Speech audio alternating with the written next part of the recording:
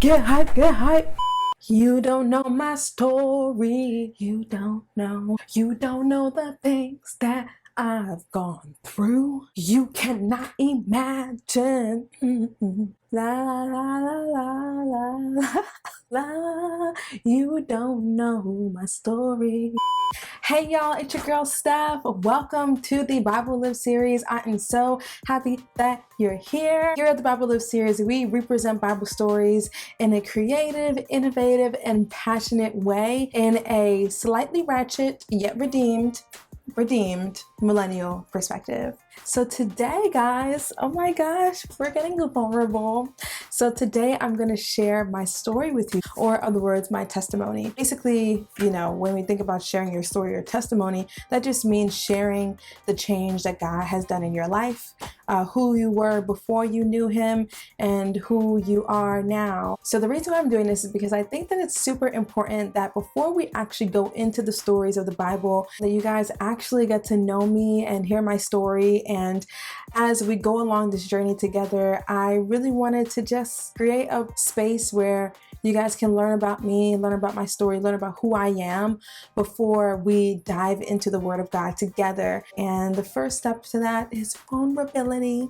So I'm going to be sharing my story with y'all today. So if you're ready for that, stay tuned. So I was born and mostly raised in Brooklyn, New York. Crown Heights, stand up. Where y'all at? I see y'all. Growing up, I wasn't predominantly raised in a Christian household. I was raised in a household that believed in Jesus, that believed in God, that believed in Christianity, but did not necessarily practice or really dive into what it means to be a follower and a servant of Jesus. I knew what it was to love God and to know that I don't want to go to hell and I want to be in heaven, but I didn't really know what it meant to be his servant, to be his daughter, to be loved by God in the fullness thereof. So growing up, I actually had a pretty interesting childhood. I struggled a lot with identity in a sense of feeling like I was always believing lies that were either told to me or presented in my own head about myself or from society. I struggled with believing lies of selfishness, that I'm innately a selfish person, that I only care about myself and my needs and not the needs of others, and that I'm undeserving of unconditional love because of who I am. But yeah, I didn't know who I was at all. I was this young boy trying to figure it out, struggling power struggles within my house, fighting for independence, but still being dependent on people, wanting my own voice, but constantly feeling like my voice was being shut down. It was a lot. I had this really deep power struggle of who I wanted to be versus who other people's expectations said that I was supposed to be. But as a kid, it's sit down, shut up, do what I say, and you don't know anything about yourself.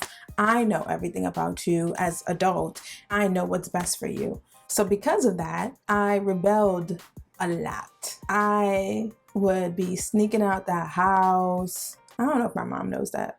Well, I'm an adult now, so it don't matter. But I would always get into these really deep arguments with my family. I lost a lot of friends. I would get into these really hard situations with people who I thought were my friends who put me on the wrong direction. I had a lot of troubles with guys and just making stupid decisions with them, and struggling with sex and just so many different things that were like fumigating, like it was like a fire flaming inside of me, while still being this happy, smiley, joyful, bouncing around, loud young girl, but dying inside because I just want to be me. And it feels like every time I try, I epically fail. For a long time, I really struggled with believing that God was deeply disappointed in not only my actions, but the person that I was, that Stephanie was wrong. And I am disappointed in Stephanie, not just her actions, but who she is. And I struggle with truly believing that God truly loved me for the way that I was, because I believe that if the way that I am is inherently wrong and the way that I do things is just out of control by the standards of other people, then how in the world could a perfect God actually love me? And because I was struggling with God's love for me, with his forgiveness towards me, I couldn't love myself fully. I couldn't forgive myself fully. I couldn't let the things that I was trying so hard to put behind me go. And I put God in this position in my life where he was looking down on me in disgust, and I was wrapped in an egg roll of shame. For a long time before I went to college, I played church. I did the best that I could of what I understood, but I wasn't truly believing who Jesus was in my life. I was just putting on the face, doing the dance, okay? I was shouting, I was doing my amens, and I did what I had to do to please the people around me, but in reality, my heart didn't belong to Jesus. For a really long time, like a really, really long time, I suppressed everything. Everything was in a Pandora's box in my soul. I knew exactly where it was, okay?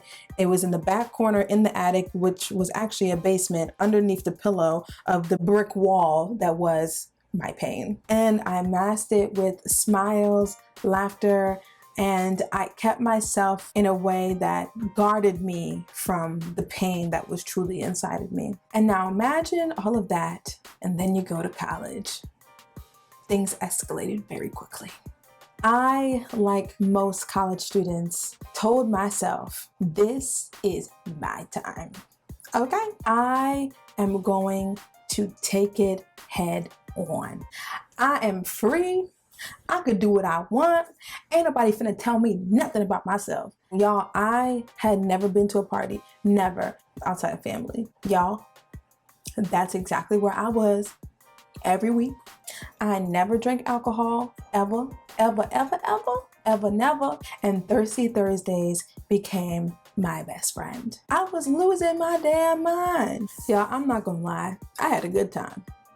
But in reality, as this new person with these new hobbies and actions was rising, the person that I was at the core, the person that I used to fight for, that girl was dying. Like literally being flushed away. When I say things hit the fan, I started failing classes. I started seeing a lot of repercussions with my friend groups and all this drama. I was on the verge of being addicted to alcohol. Like it was getting bad. And literally all I remember was at the end of my freshman year, looking in the mirror and not recognizing who I was. I literally felt like I looked physically different. And I just remember dropping to my knees and bawling my eyes out. Not necessarily because of everything that came crashing down, which was my life, but because I literally turned my entire back on God. The same God that got me to college, the same God that kept me in my times of suffering. I turned my back on that God. I was like, God, I am an idiot, because I really had the nerve to be like, I'm gonna put you in my back pocket. I don't need you right now, but I'll come back to you when I do. Like what? I had the true belief that God was not enough. So at that moment, I told God, I am all in. I was like, Lord, whatever it is that you need me to do, sacrifice, let go of, start, I am going to do those things. Because literally everything that I tried to do on my own, with me being my own God, because that's basically what I was doing, was either going to kill me physically or emotionally, or both. I realized that I didn't only need God, but I wanted him. I wanted the love. I wanted the forgiveness.